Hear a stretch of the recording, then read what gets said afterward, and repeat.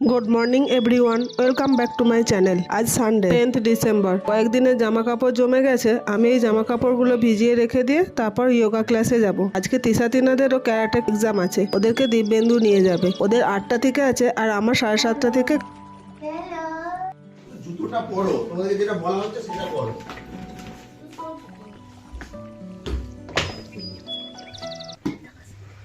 इतना गंदगी कैसे हो गया? वैसे भी गंदा ही होने वाला है। चल कुछ नहीं होगा, भीजे माती।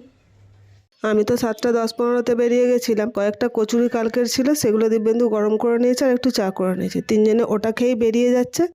আর যাবার আগে আমি যে জামা কাপড়গুলো ভিজিয়েছিলাম তার মধ্যে থেকে এক বালতি জামা কাপড় ও ওয়াশিং মেশিনে কাচতে দিয়ে তারপর গেছিল। আমি এসে দেখলাম কাঁচা হয়ে গেছে, সেগুলো আমি ছাদে সব মিলে দিয়ে আসলাম। তো খাবার ছিল না, সেই জন্য আমি আসার সময় একটা কেক কিনে নিয়ে এসেছিলাম। এসে একটু চা বানিয়ে নিয়েছি। আমিও এখন এই চা আর কেক খেতে বসেছি। এখনো 2 বালতি কাপড় জামা ভেজানো আছে, সেগুলোও কাচতে হবে। আর ওদের আস্তে আস্তে যেহেতু 1টা বেজে যাবে, তো রান্নাটাও সেরে রাখতে হবে। এসে তো ওদের খুব খিদে পেয়ে যাবে, তাই এসে যাতে খেতে পারে তার ব্যবস্থা করে রাখতে হবে।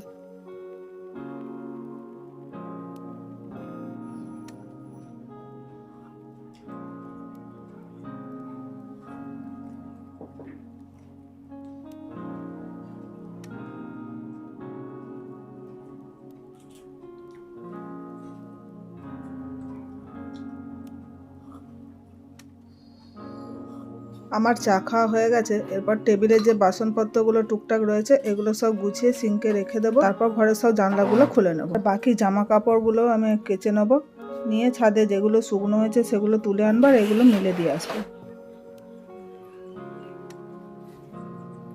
ছাদে আজ প্রচন্ড হাওয়া দিচ্ছে। তখন সকালে আমি 2টো বেডশিট ভিজিয়েছিলাম, একটা বেডশিট কাঁচা হয়েছে। এই বেডশিটগুলো খুব মোটা, তো একটা কেচেছিলাম আর একটা কাঁচা হয়নি, সেটা এখন ওয়াশিং মেশিনে দিয়ে এসেছি। আর এই 1 বালতি কাপড় জামা হাতে কেচে নিয়ে আমি আসলাম। চলো তোমরা ভিডিওটা আমার দেখতে থাকো আর আমি ততক্ষণ আমার জামা কাপড়গুলো সব মিলে নিই।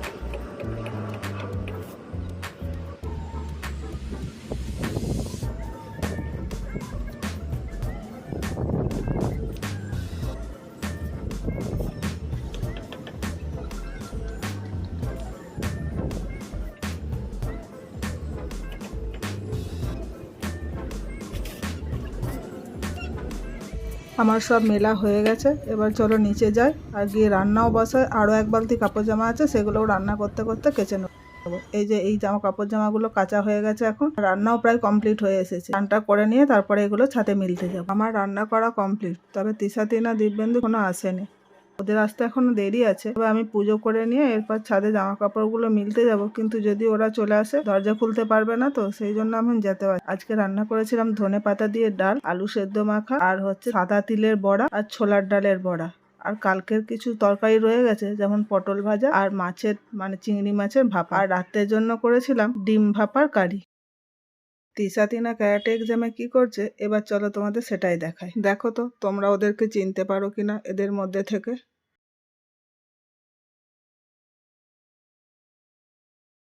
চলো আমি বলে দিচ্ছি। এই যে সামনে একজন হোয়াইট হেয়ার ব্যান্ড পরে যে আছে ওটা একজন, আর এই পার্পেল বেলের মধ্যে একজন ব্লু বেল্ট পরে আছে ওটা একজন।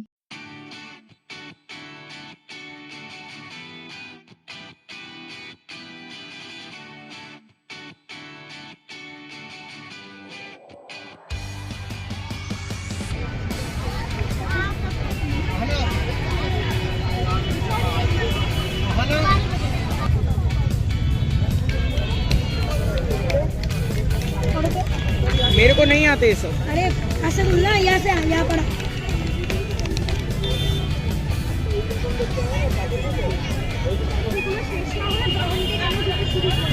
सीरियल नंबर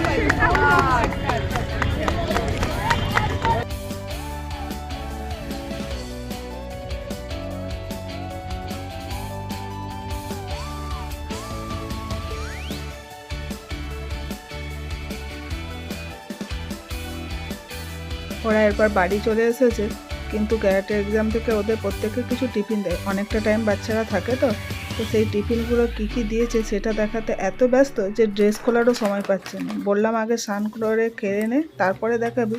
না, আগে তুমি দেখো, তারপর স্নান করতে যাবো।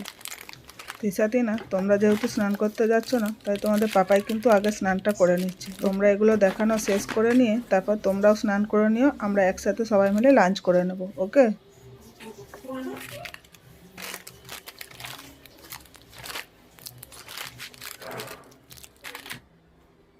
লাঞ্চ করে নিয়ে আমরা সকলে একটু রেস্ট করছিলাম। এখন সন্ধে হয়ে গেছে, তিনা সন্ধে দেখাচ্ছে। আর তিশা সেটারই ভিডিও করছে বলে তিনা ওর সাথে দুষ্টুমি করছে, দৌড়াদৌড়ি করে। ভিডিও বানাতে দেবে না। আমার ভিডিও তোমাদের কেমন লাগে সেটা কমেন্ট করে জানিও। যদি ভালো লেগে থাকে তাহলে একটা লাইক করে দিও ও শেয়ার করে দিও, আর আমার চ্যানেলটাকে সাবস্ক্রাইব করে নিও। আজকে যেহেতু সকলেরই সকাল থেকে খুব পরিশ্রম গেছে, আমি তাই সন্ধেবেলা কিছু খাবার ব্যবস্থা করছি না, একটু চা করে নিচ্ছি, তাড়াতাড়ি ডিনার করে শুয়ে যাব। যে জামা প্যান্টগুলো কেচেছিলাম সেগুলো প্রায় সবই শুকিয়ে গেছে, কিছু ভেজা ছিল সেগুলো ব্যালকনিতে এনে মিলে দিয়েছি, আর বাকি যেগুলো শুকনো হয়ে গেছে সেগুলো গুছিয়ে নেব চা খেয়ে। ভিডিওটা তাহলে আজ এই পর্যন্ত, দেখা হবে নেক্সট ব্লগে। টাটা।